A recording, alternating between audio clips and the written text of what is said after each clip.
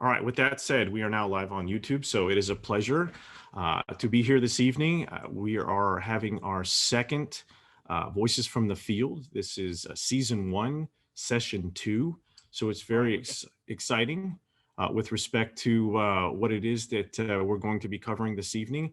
We have a special guest, Kevin Foley, who is from Position Sports. That Shelley Lyle is going to be interviewing in some capacity throughout his presentation. He's doing a presentation style format this evening. So we also have Gabby that is going to be monitoring the chat function. Yeah, thank you, Gabby. Hi.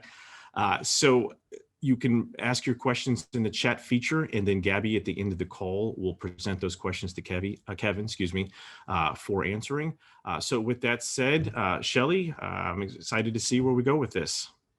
Yes. So for those of you who don't know me, my name is Shelley Lyle. I am the career coach for the University of Florida Sport Management Program. And we are here with Kevin today. I'm going to give you a little brief background before he kind of takes the lead. I do have a whole list. If you check him out on LinkedIn, you can get all the details on his resume. But in brief, his education is for University of Maryland. He has a bachelor's degree in journalism. He has been a media intern for the Boston Red Sox. He's been a researcher for ESPN Sports Almanac, an athletic media relations student assistant at University of Maryland. And the majority of his time has been spent in 5 years in the executive director of operations for Sports for America. And he is the CEO and founder of Position Sports, a brand positioning sports marketing firm. So we are very excited, especially in this time of COVID, to hear more details on your job and how you guys are managing the culture and environment we are all in currently, and then also kind of how you got started. And I have seen your PowerPoint. It looks amazing. So again, a reminder, if you'd like to follow us on the YouTube channel, please subscribe. We'll be doing this on a weekly to bi-weekly basis. So go ahead and check out that. And then Kevin, we want to lead you can lead the way. And if you have any questions, please, again, feel free to add them to the chat and we will follow up afterwards. So Kevin, take it away. Great. Thank you very much for having me. I have so much respect for your program and I appreciate the time to, just share a little bit about the company. As we were kind of just joking beforehand. Everybody has high aspirations about all these different jobs in sports, but nobody ever wants to go say their dream is to work for an agency, and I probably didn't have that dream either, but it allowed me to work with a lot of the different brands that I've been fortunate to work with and be a part of just every single day that has a different roadmap to it, which has been really exciting from that perspective for me. So I'll probably just jump right into the presentation and probably try not to talk now over things I probably have in the presentation, probably makes the most sense. And then, we'll certainly open it up to any questions that people have, and more than happy just to kind of turn this into a discussion as well. So I'll just get started here. All right, so I am the founder of Position Sports. As you can see, we do a variety of different events.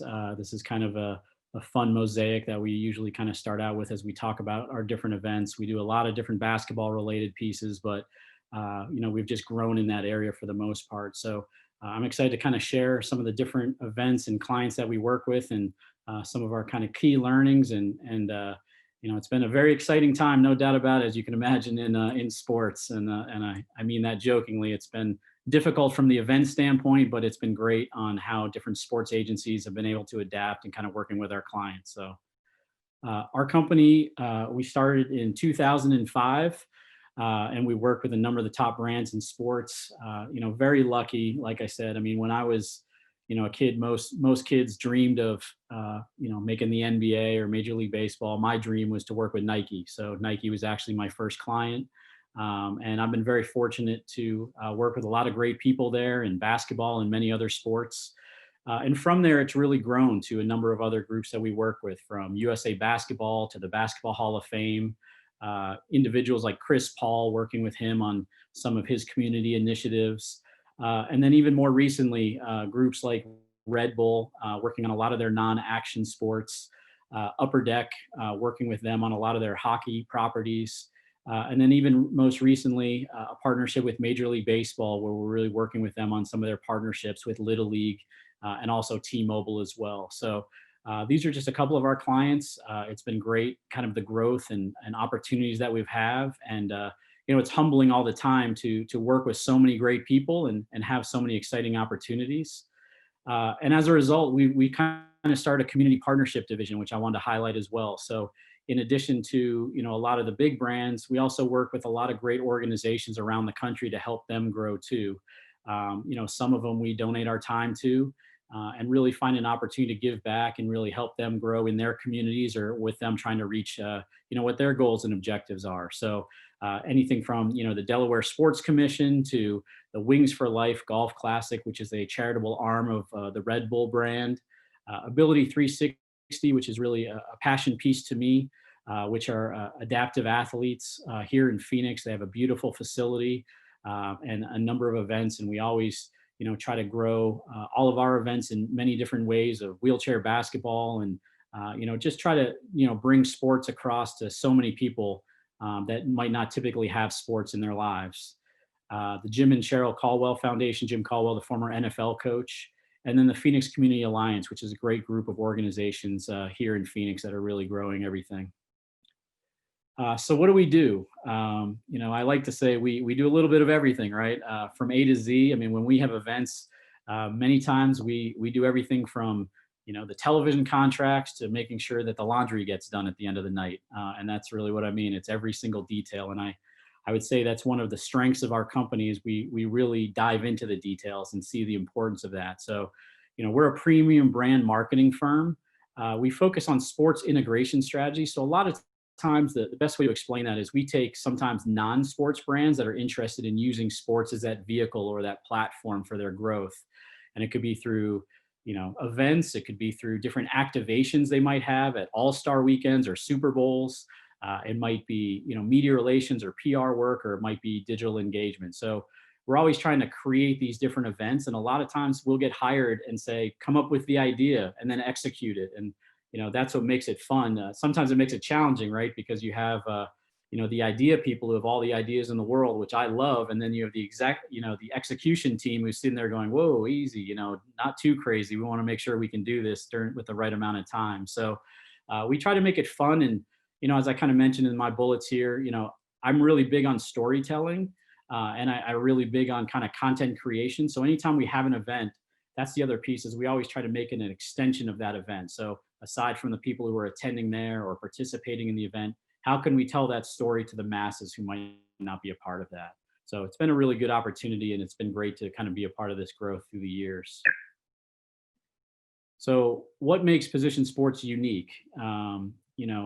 Honestly, the best way I can do it is kind of give examples of our events. So, here's the Jordan Brand Classic, and I use it as the example of how many people and companies can say that they've gone out and produced this nationally televised basketball event with the Jordan Brand Classic on ESPN, and then flip an entire arena in 20 minutes to have a Drake concert, that then is attended by the athletes who just competed in the event, and this is kind of that engaging moment. It's one of those kind of iconic photos that says a lot about the company, and I'm most proud of is, everybody's up on stage taking photos, and this is the ultimate kind of brand connection that you can have with an athlete, Drake, who had just earlier had announced kind of his partnership with the Jordan brand. So kind of a fun platform of growth.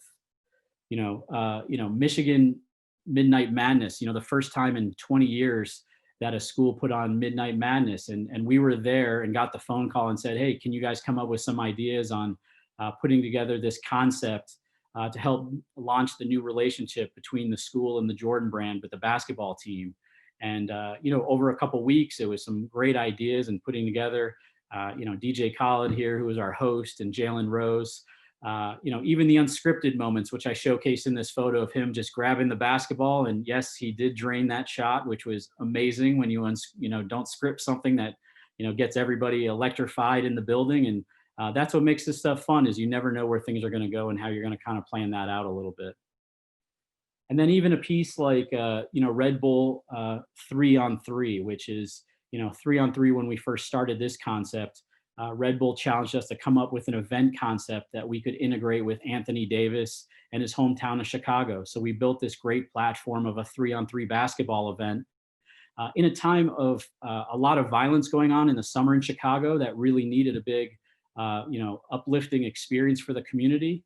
And we went out and we built this beautiful outdoor wooden court with jumbotrons and made this into a really fun weekend for a lot of people in Chicago that Anthony really appreciated. And not only from this one idea, it went from an event called Red Bull Rain, which is now Red Bull 3X, which is actually an official qualifier for the Olympics through a partnership with USA Basketball. So people can actually come and play in these events and eventually qualify for a chance to win an Olympic gold medal. How amazing is that, that a concept like that comes from a boardroom right out onto the court, right? So those are the moments that, set us different, is kind of the ideation and the growth opportunities that we like to give to some of our brands. So a couple more highlights. I know, people are always asking of, what are some of the things that, mean the most to me or I've enjoyed kind of through the years. I've been working in sports industry for over 20 years now, which is amazing already to even think that way. My wife reminds me the players in the Jordan Brand Classic, the top high school players, weren't even alive when I started running that event. So I appreciate, moments like that. But, it also means that hopefully we're doing something right. So, highlights, what's the most rewarding? I would say, working with T-Mobile in Little League on the home run derby piece of, giving not only baseball players, boys and softball players an opportunity to kind of step on that national level. But if you've never been to the Little League World Series, put it on your bucket list, because I went there for the first time last year. And it was almost emotional for me because there's no sporting event like that out there. And I've been to Super Bowls and All-Star games, but to really see how an event runs where everything's so positive and the kids are so excited and energized, I could work on anything that they bring to us at any time of the day. It's just such an amazing platform, and we're excited to work with all these different groups. And T-Mobile's been doing a great job, during this time period as well of continuing to support it. Most enjoyable, our Chris Paul events that we do. Here's a guy that I actually knew was a participant in my event when I ran the McDonald's All-American Game and the Jordan Brand Classic. And through the years, I've got to see him grow into one of the best leaders in sports. So it's been an amazing thing for me to see him. And he has this great event he does every year where he brings the top high school and college players to his hometown of Winston-Salem, and he mentors them on and off the court about what they should expect in their careers. And guys like Steph Curry and Harrison Barnes were all campers at this camp where he mentored these future stars. So, his mom cooks lunch. We go bowling, and he's a dynamic bowler. If you've never heard that about him, I made that mistake one time of being in the same lane. But that's the kind of thing about these professional athletes. You'd like to see that come to life. And it's great to see his leadership in a role like that, and also how he can impact the next generation. And then, what's the most challenging? Every event we do is different, and we were challenged. This is, also one of the ones I'm most proud of, but we were challenged at one point during All-Star Weekend up in Toronto to build out this beautiful basketball court on the ice, the former Maple Leaf Gardens, and produced the Jordan Brand Invitational and brought in some of the top high school teams from around the world to play in this game.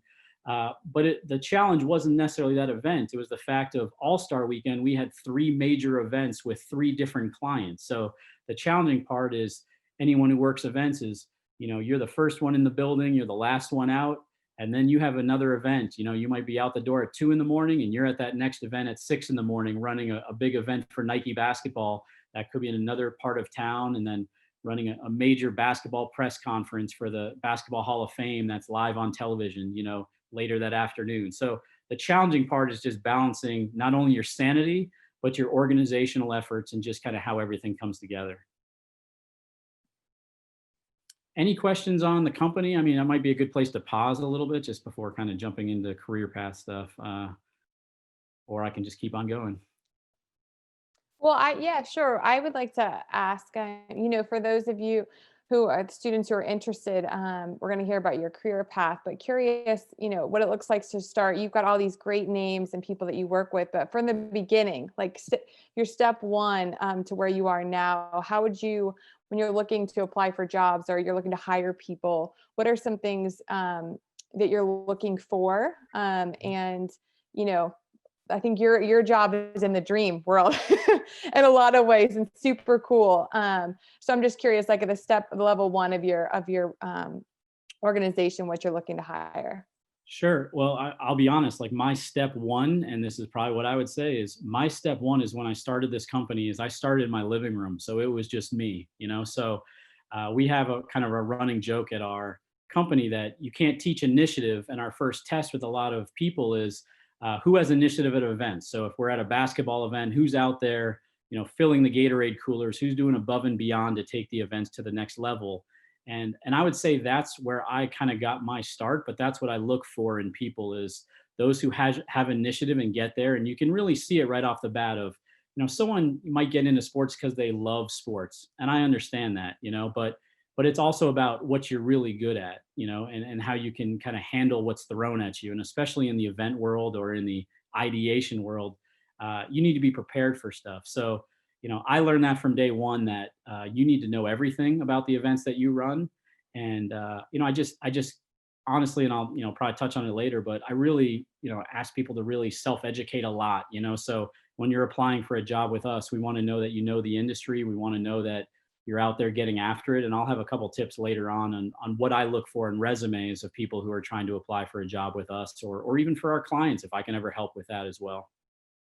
Awesome. And maybe last question before you go to the next slides, but what's your day-to-day look like? And then maybe you can talk about some of the people you work with and what their roles and their day-to-day looks like. Because it sounds like you've got lots going on and every event's probably different, but I'm very curious.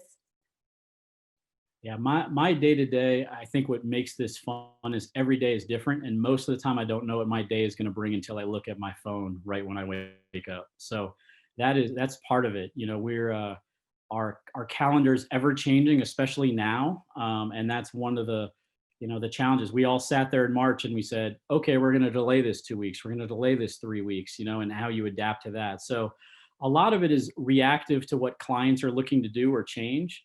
But a lot of it is, I have my hit list of things I really want to do and really want to work on and really want to push with clients and ideas.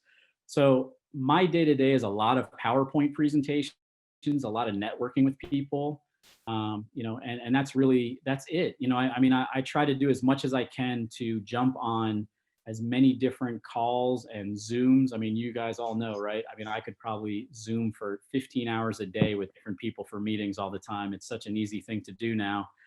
But it's really about building it up as much as I can and growing the company, but supporting our clients and making sure they all understand that we want to bring that first new idea to them. We want to challenge them. I want them to be saying no to us with our ideas more than anything else. So the more we can bring to them and the more we can build, that's really what my day-to-day is how I can, go from each of these different events and clients and really work to elevate them as much as I can. Awesome.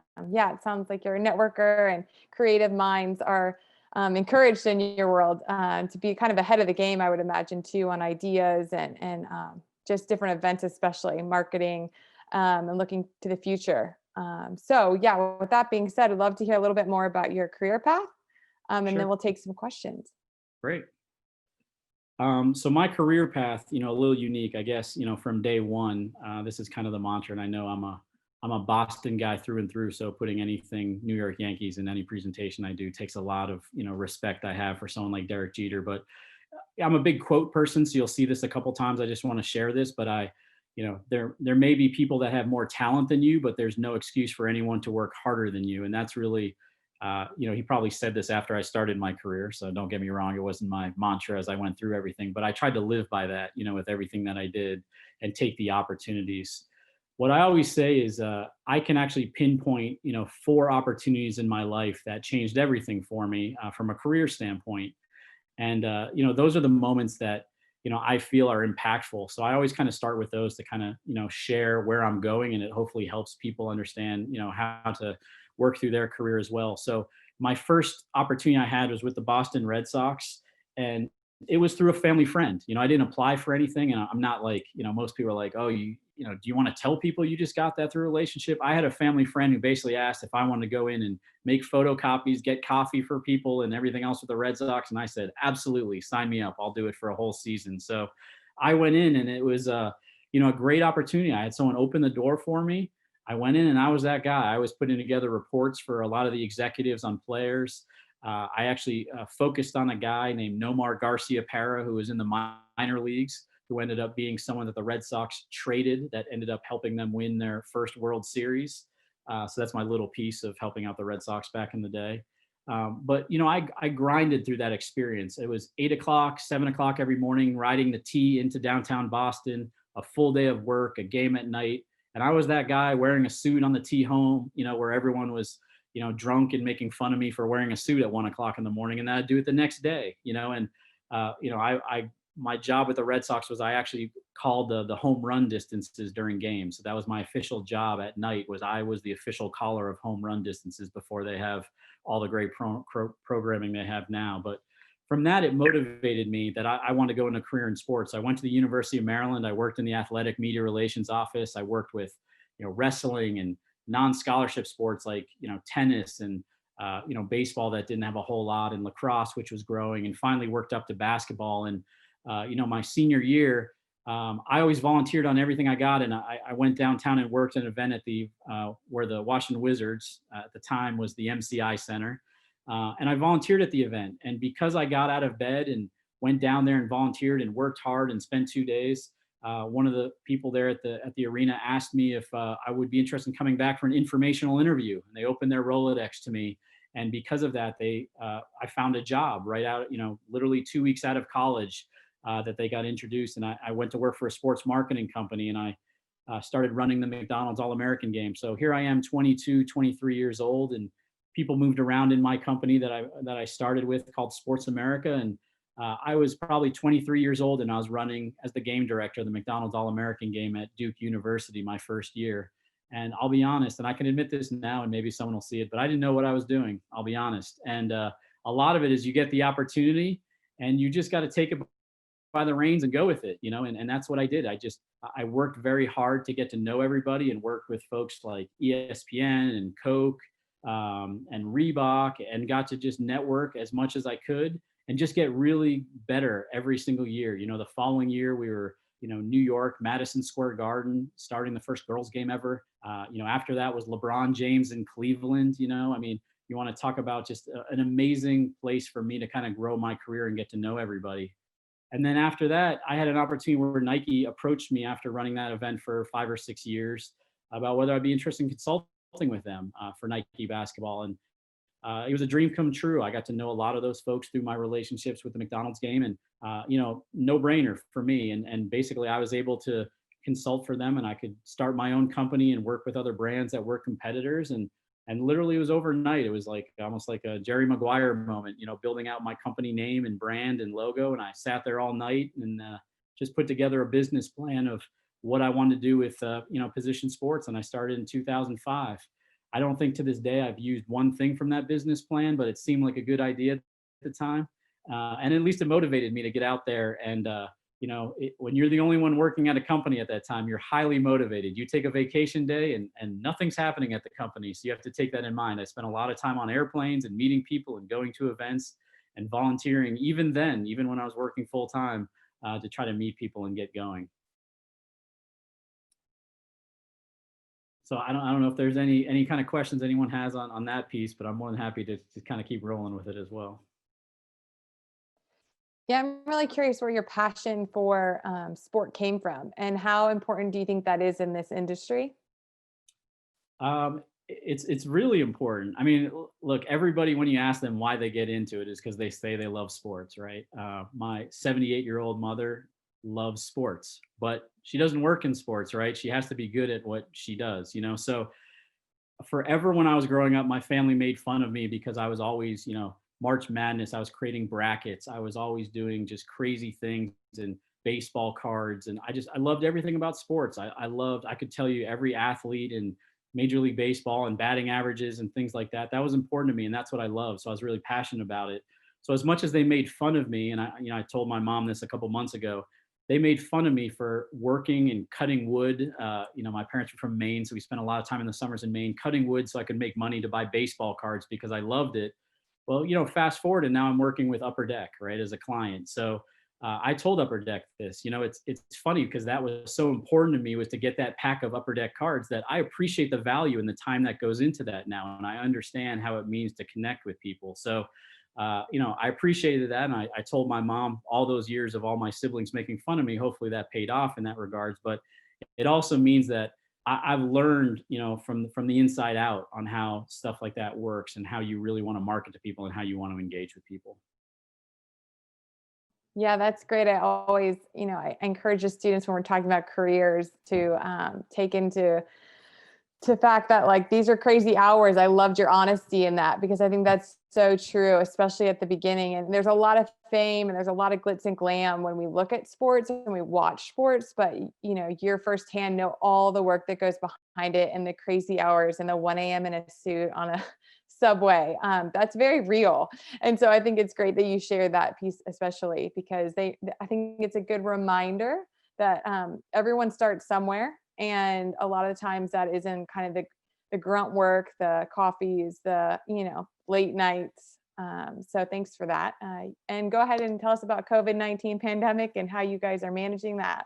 No, I appreciate that. And that is the most important thing. You might like sports just to, go at work off what you just said, but I've never watched a Jordan Brand Classic live. I've never watched our college basketball events live. You're behind the scenes. You watch it on Mhm. TV, you record it for yourself. So if you're in it for that reason, you learn really quickly that you shouldn't be. So you might like music or entertainment, but at the end of the day, it's really about like what you're good at. And the passion just brings that out more, which is great. So yeah, the COVID-19 pandemic, that it's been, crazy from the event industry, and we've had great clients. So first and foremost, everybody has been great to us from an agency standpoint, and we really appreciate working with a lot of our different partners across the board. So, just to give you kind of an idea, obviously, another quote, you don't think Mike Tyson as a guy you'd necessarily quote, but everyone has a plan until they get punched in the mouth, right? And not that we will ever say that we anticipated anything like this ever happen, but a lot of times we think about things of like, how can we adapt quickly? How can we work with clients? And that constant ideation and thinking about that hopefully helps a little bit, contributes to that a little bit. So just a couple quick things that I'll kind of just briefly touch on a little bit. We work with Jordan Brand out at the Jumpman LA store, and they're going virtual, so they're doing a lot of different virtual workouts and hosting kind of this multi-week virtual training program for younger kids to keep them active and everything else. So we're working on kind of managing that process. And our job with that client and with that brand is really elevating their brand space on a weekly basis of always having events and bringing youth teams or community groups or athletes into that brand space. So when you don't have that brand space, you need to adapt and you need to find other ways to still engage with those folks. So that's been a really neat way of doing it. The Little League Home Run Derby, as I mentioned before, we've gone virtual. So we are actually working now on all these leagues. We're working towards identifying the top 8 baseball and softball sluggers who will then actually compete in the home run derby from their local fields. So we're bringing it to the communities. Rather, last year we brought them to T-Mobile Park in Seattle and into the Atlanta Braves ballpark as well. Well, now we're working in their hometowns to kind of finish off this championship to keep everybody safe. But for the kids, as I mentioned before, we're all passionate. We don't want them to not have these opportunities. So we want to do whatever we can to help elevate it and then create kind of this final championship celebration that we're going to work with them to celebrate them with hopefully some special guests and make it kind of a really neat platform as well to kind of round out their Little League season. And then the Basketball Hall of Fame, these bubble events. So we're creating Bubbleville with the Basketball Hall of Fame, November 25th to December 5th. So our team will be in the Mohegan Sun in Connecticut and producing. But the unique thing about it is it's not just one event. We run a whole bunch of different college basketball events. We're bringing them to one place, and then we're working with other smaller events as well too. So it's going to be something like 44 games over 10 days. So if you love basketball, that's the place to be. But we also don't really have fans, and we're working with teams and all the health guidelines and working with the Mohegan Sun, which is a beautiful venue where the Connecticut Sun play, and working with them to make sure everybody's healthy and, traveling in and quarantining. And quite frankly, a lot of my staff spending time over Thanksgiving, in the basketball world. And that's somewhat happens with events. You spend time, it's sports and entertainment. When do people watch that? Nights, weekends, holidays. So, that's the other thing to be prepared for a little bit. So a really neat platform that we're excited about. And then I might kind of just roll in a little bit too. A big part too that I'm really proud of is with our company. We're a very diverse group of people, and certainly it's been an impactful time for us. And I'm never more proud than working with a group like Nike and how they're always on the forefront. It seems when anything happens, they're the first ones to be ready to make a statement. And more so than anything, that's something I'm really proud of. And it's great to kind of hear everything that they're doing all the time. So, one of the things we try to do right off the bat is we're not like those brands. We don't have a voice. We don't have millions of followers on social media and stuff like that. So we try to find other ways to really elevate. And one of the things we had actually been talking about just before everything, kind of right around before COVID had started itself during that time period of the early spring, is really developing more of a mentorship program. So we created an initiative at our company called the Dream Initiative, and it's diversity, recognition, equality, activism, and mentorship. And it's very heavy on the mentorship because we felt like that's what we could really bring to the table from that standpoint. So we developed this semester, actually in the summer, a virtual internship for HBCU students. And what we started to realize in our initial discussions and as we started talking about this was there's so many challenges. You guys have a great program. A lot of the HBCUs don't have a robust internship program or opportunities or a lot of industry speakers. And we thought, hey, if we can do something, let's do this virtual internship program and let's see if we can help out some really great students with their career. And it's been amazing. We've had 22 students this semester in our pilot program from 7 different HBCUs. We've had some great weekly industry speakers from across basketball and the NFL and all these different areas talking about their roles in lives and kind of their career paths. And then every member of my company has a mentee as part of this. So they focus, if they're in social media or something like that, that we split them up based on what the students are interested in going in. So we help them with their career path. And then ultimately, we want to try to help them find jobs or make connections into the real world. So, to us, it's the little things that we can do. On the other front, we're trying to do as much as we can. From a team standpoint, I'm a big communication person. I'm big on talking all the time. And I think a lot of companies don't do enough of that. So we actually host a lot of kind of regular internal conversations ourselves about different topics. And we encourage stuff for people to talk about any issues on their mind. Specifically registering to vote. We felt like that was a great platform that we saw a lot of athletes supporting. So we've been doing that ourselves and getting out there and supporting different initiatives and really pushing everybody on our team individually and personally to get out there and make an impact in their communities, which has been really great. And then we're working to elevate a lot of our platforms. So great content for our clients, whenever we can. And it's something we've been pushing a lot. So Nike Girls EYBL, the time is now, get registered. Everyone has a voice, no one has an excuse. Creating content that then our clients can share. These are little things that we can do. We're always trying to get into bigger platforms and we're supporting all of these other big initiatives that our clients are doing. But everything helps. And from the standpoint of really building out a company that's very diverse and inclusive and most importantly, just always communicating and really being supportive of any ideas that come out and things that we can do to really, lend our assistance.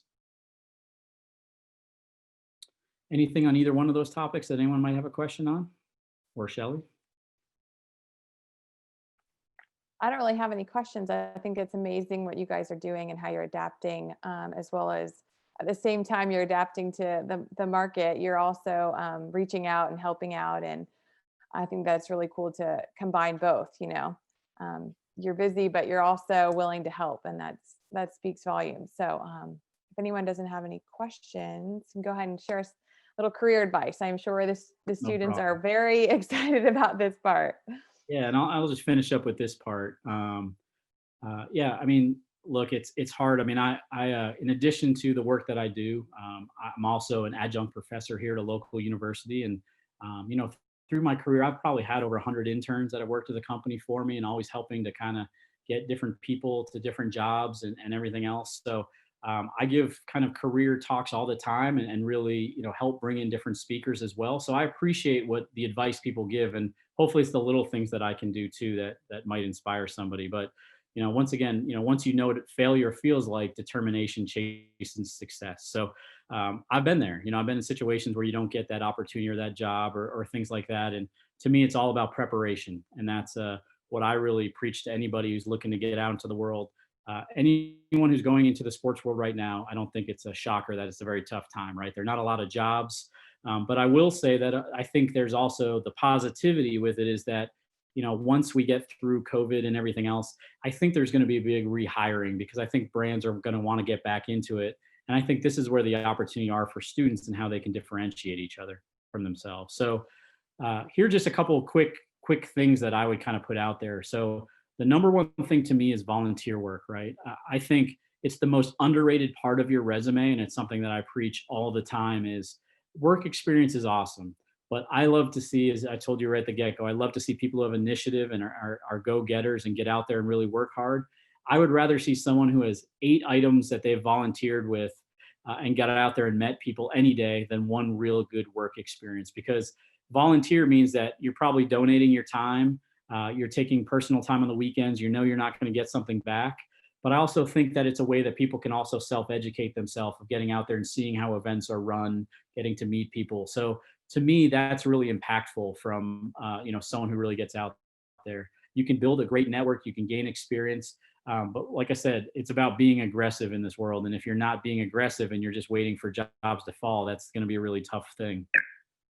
The second piece to that is informational interviews. So especially now, to me, it's the best strategy for finding jobs. I personally, I Zoom like informational interviews myself with people at least 2 or 3 times a week. And it might be a potential new business opportunity. It might be someone that I came across on LinkedIn. I'm always just trying to push myself a little bit as well. But I would say it's the best strategy for finding a job because, and Brian, cover your ears because someone who works in academics as well, I always say, no one has ever asked me in my entire life what my GPA was. And no one really even asked me where I went to college. And I know that's good and bad, right? But it's really all about who you know and what you do. And that's what it comes down to. So you guys are in a program that really sets you up for success. So don't get me wrong, classes are important. Being a well-rounded person is important. Being motivated is important. But at the end of the day, it's about the individual things that you do so that you can meet people. And especially from a volunteer standpoint, that you're getting out there and bettering yourself from that standpoint. So informational interview, right? So you get out, you set the Zoom, you get out there and learn from people. Don't go to people and ask them for anything. You don't want a job. You basically want to learn about their career path. And especially if you can target people who have that dream job, or more importantly, target people who have that stepping stone job to your dream job, because you're not going to get that dream job right out of college. You want to find out what those career paths are so that you can go out and you can be that ticket manager. You can be that event. You can find out how they got those jobs and how they turn into those dream jobs eventually in 5 to 10 years. So do your research ahead of time. There's nothing worse than being an informational interview where you don't know anything about that person or you can't engage them. And to me, if you can make that connection with that person, that could be a relationship that can go on for the rest of your life. And there are people I've met 15, 20 years ago that I'm even bringing back to speak at my classes now, that might pop up in another role, that might be a new business opportunity for my company. You never know where things are going to pop up. And that's kind of the fun part about sports, is it becomes this group of people who are always connected by something, through the years. So if you can do these informational interviews, that's a great way to meet people. And then the last piece is mentorships, because it's the most critical part of your career path. Everybody should have a mentor in sports. And, it might be somebody who has that dream job. It might be someone who just gives you great advice and can help you along, but rely on other people who have been there, right? So you can't just sit back and think that you can be successful. I hear all the time about students who want to start their own company and be an entrepreneur. Well, that's almost impossible. If you can do it, more power to you, but you're probably going to be in quicksand. I went and worked for a company when I ran the McDonald's game. I worked for a gentleman who, think about it, the McDonald's All-American game started in 1978. That was one of the first real title sponsorships in sports. I learned from somebody who connected a brand like McDonald's and Ronald McDonald House, with sports. I absorbed everything I could from him. And he really helped me a lot with my career. And, without that, I wouldn't have those opportunities. So you might not know who that person is, but go out and find them, and that's the most important thing. People are thinking, oh, who do I know? Who could be this mentor? You might not know them, but start interviewing them. Do these informational interviews and get out there. Just an example, my mentor throughout my whole career is a guy by the name of George Raveling. And he's a Nike executive, a former college basketball coach. He actually was inducted in the Basketball Hall of Fame in 2015. It was a pretty amazing moment for me to be a part of his Hall of Fame induction ceremony and help produce it as part of my relationship with the Hall of Fame. Now, the best things about George is he constantly sends me emails or sends me books to read. Actually, he knew my wife separately, my wife used to work at Nike, and he knew my wife. And when we got engaged, he walked into a major event that I was producing. He walked in with 8 books on marriage, and he handed them to me and said, "Don't mess it up." And then he walked away. And that's the kind of leadership I need in my life. So I appreciated that. I had to carry around 8 books on marriage for the rest of the day. So that was a little strange to do, but I appreciated where, he was coming from. He's a gentleman who is very thoughtful. And the most amazing thing about George Raveling, if you don't know who he is he actually has the "I Have a Dream" speech. He actually was working security on that day and turned around to Dr. King and said, "That was the most amazing speech I've ever heard in my life. Can I have the copy of your speech?" And Dr. King handed it to him, right? So, I mean, wow, what an amazing thing. He tells the story a lot better than I just told it, obviously. But, that's the kind of guy you want to find, someone who motivates you and inspires you and, quite frankly, cares. He's a mentor to me, a mentor to my wife, and a lot of other people. I heard it on a call the other day where someone talked about him as their mentor, and that means a lot to me as well. So I highly recommend that. So, kind of in closing on the career piece, I mean, you're the average of the 5 people you spend the most time with. I'll be honest, in my world, I have 3 young kids. So 3 of the people I spend the most time with are 8 years old and younger. So I don't know how that much says about me, but for the most part, associate yourself in your career of, who's going to be that person that gets you out of bed on the weekends to go volunteer for an event, who's going to drive you to kind of work on your resume or connect with people. And at the end of the day, you're your own brand, right? So if you're not the one pushing yourself, I respect all the people through my career and my college roommates and everything else. But at the end of the day, it's me who's, got to wake up and take care of this stuff and, provide for my family and my kids and everything else. And, hopefully you can do it with something that you love and you're passionate about. But it really does start with you, so at the end of the day, be around the right people who lift you up and, and see where you can go from there. And just the last thing I would say, my contact information is here. I'm always on my email, LinkedIn. I'm always available for informational interviews. I talked to you guys today, but I'm more than happy to ever jump on at any time and talk to anybody and go through your resume and give you honest advice, tell you where the problems are, introduce you to people, and more than happy to do that at any point. So I guess I'll just open it up kind of for general questions.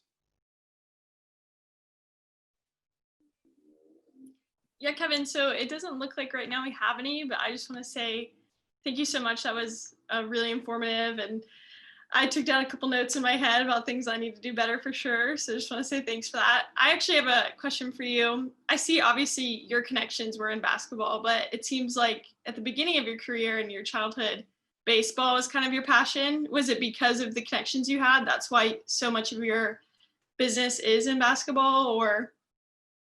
To be honest, basketball just kind of took off a little bit of the company because we were very fortunate. Obviously, working with Nike opened up a lot of doors for us. So, we started from there and then worked, the Basketball Hall of Fame. The first event I ever did for them was Michael Jordan's induction ceremony. What a great thing to be a part of. And from there, you meet people and it grows to USA Basketball. And I don't think like basketball is our specialty. We've been very fortunate and grown with that. But you're right. I love baseball is a passion of mine, and I'm always, I actually love lacrosse more than anything. Anyone on my staff knows that's like my dream is to get into lacrosse if I can make that go, work a little bit more. But I think you got to be open and always find, the right sports that fit, but also where the opportunities are. Definitely. Thank you. And then we actually do have a question. Meredith asks, where's your office located, and do you have anyone that works remotely? Yes. Great question. So we are based here in Phoenix. So our office, we are just opening up actually. So our office opened up at the beginning of October. The good thing about our company is we are used to working remotely a lot because we're always traveling. There's sometimes you're on the road for a couple weeks at a time. So we do kind of weekly Zoom video chats. I sometimes go 3, 4, 5 weeks without seeing people in my company. We also do have people who work in Chicago, Charlotte, and Philadelphia as well. And we just had a staff member move to LA as part of kind of our Jumpman LA work because it's such full-time work out at the brand space out there. So, we are growing, but yeah, we work remotely. We don't do a whole lot in Phoenix. We try to have more home games when we can, but we're all on the road and we're, kind of that's the fun part of event work. You're out there exploring both here and internationally as well. Awesome. Thank you. And then another question from Jordan. asks, when you were growing up or coming out of college, did you ever have any doubts about what you were going to do? And if you did, how did you combat those? Oh boy, great question. I would say like if, they have the superlatives in the yearbook. I mean, I was the sports editor, my student newspaper. I mean, no one's shocked that I'm working in sports, but uh, I don't know. I don't think I ever would have, I never would have thought that I would have had my own company. I would have thought that I would have gone to work for somebody else or work for a brand. Um, I still look back now. There's a lot of luck involved, no doubt about it. I don't think I'd have the guts to do it all over again if I had to start on my own and really get out there. And the first year or two is really challenging from that standpoint. So I would just say, if you feel really passionate about stuff and you feel like it's something that is, you can do it, at least keep doing it, right? Like at least keep doing it on the side. You might have another job, but don't let that go. Cause I know a lot of people who've now they've had great careers and then they circle back to kind of what their passion is from that standpoint. So, but it's also survival of the fittest. If you're not really good at what you think you're good at, you'll learn really quickly if you're not getting that work. Right, for sure. And I think we've seen a lot of that circle back with sports because eventually you want to come back to what you enjoy. So I think another question actually, and it is, how did you meet your mentor, and just how do you find them because they're looking for one? I met George Raveling probably at a Nike event. I don't think if I can either specify the exact one, but I started being in a bunch of different meetings. And one thing about Nike is, and I always say this, like preparing for a career is one thing, but preparing to be in a boardroom is a whole nother thing, right? So once you get that opportunity and you're in a boardroom with a bunch of people at a place like Nike, and they ask for your ideas or your input, you got to be ready to deliver. So I think being in situations like that and conversations with George and coming up with event ideas and how things work, I think probably got it all kicked off. But I probably also sought him out because, he spoke at a number of different events kind of when I was younger. And the one thing I learned about him is I took, always carry a notebook, right? I took pages and pages of notes, the stuff that he would talk about. It was even a little detail like how to run a company. He has this concept of the 10% club. You want to always elevate, your company or the people you work with by raising the 10% and then removing the bottom 10%, and to me, it's like, how can you motivate people from that standpoint? How can you surround yourself with successful people? So I think that's probably the way I probably tried to associate myself as much as I could with him and then really build that relationship. And you can have more than one mentor, but find people who are, someone you can trust from that standpoint. Right, perfect. And kind of people who you feel like you have a lot to learn from, obviously. Great. No Thank doubt. Like I think informational interviews, that's the new thing. I never had that. I couldn't Zoom with people, right? I mean, it's hard to go meet with people all the time, that trial and error. Now, I always say people should do interns to rule out things. If they find out they don't like it, that's not a bad thing. Sometimes it's the same thing with informational interviews. I had a speaker in my class the other day who told me in college he did 500 informational interviews to find out what he wanted to do with his career. And I believe him. He just peppered people with questions. And then at the end of the day, he knew exactly where he wanted to go and how he wanted to kind of steer his career. So, I mean, ultimately, you can find that mentor through informational interviews. That's awesome. Go him for sure. And then Jordan actually has a follow-up about, with your doubts and kind of how you work through that, because they have a passion for basketball and they're kind of facing some challenges on where to go with their career and that. Yeah, I mean, I would say Jordan, reach out to me. I think a lot of it is basketball is such a broad sport. I know people in so many different areas. I have good friends who work in the sports and tourism industry, taking teams overseas. I have people who work in the basketball analytics side. I have people who work in, the broadcast or scouting side. It really, a lot depends on what you're good at and what you want to go into. Because I think too many times people might say, hey, I want to go into marketing, or I want to run basketball events, or, it just really depends on, if you can start honing in on that now and finding those right skills to put you above and beyond. I think that's really where those opportunities are. So you got to differentiate yourself from other candidates, but a lot of it is really finding what you're good at and how that kind of works back with your passion. Definitely. Well, it looks like those are all our questions. So thank you again, Kevin. Yeah, absolutely. And Kevin, I actually do have one more in regards to the mentor, going back to that. Just curious, I know for the students, it can be a little awkward. How do you ask to be, do you ask someone, will you be my mentor? Is it a organic thing that just kind of happens? Because they might reach out to multiple people in this networking process, especially right now, but how do they kind of help move that to that next step of a mentor role? Yeah, a lot of it's kind of an interview process that works both ways, right? Because I think mentors also don't want to be in a situation where they can't support somebody. Um, I really just think it comes down to networking. I always encourage sports management programs to create as many networking events. I mean, even on Zoom now, I think there are ways to do that. Can you do more networking event to bring people and get into breakout rooms? And it's almost like speed dating, right? Of getting out there and trying to meet as many people at one time as you can. And sometimes you connect and sometimes you don't connect. And then it is probably hard to talk to people about it. But I think the one thing that I've found more than anything is that people are willing to help out the next generation, because I love doing this. I love talking. I love helping people. I find overwhelming. I've never had anyone turn me down to speak anytime, and even connect with a student and talk to them. And I think that's the biggest thing, is just finding someone that you think would be open to doing that, and finding someone who's the right fit. So do more interviewing on your side, but also see if that person's going to be receptive to it. And then I think it just is one of those quick conversations where you say, I have all the respect for where you've gotten to your career and your career path, and I wanted to see if you have a role in in my career that you could help maybe make some introductions or give me really constructive feedback on my resume or my LinkedIn profile. And if that's a person who can help you out with that stuff, I think it's worth kind of jumping in. And if they say no, they shouldn't have been a mentor for you anyway, right? So what do you have to lose at that point?